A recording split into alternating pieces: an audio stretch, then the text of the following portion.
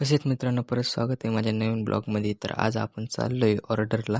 तर आता एका पेट्रोल पंपवर आपण थांबलेलो आहे.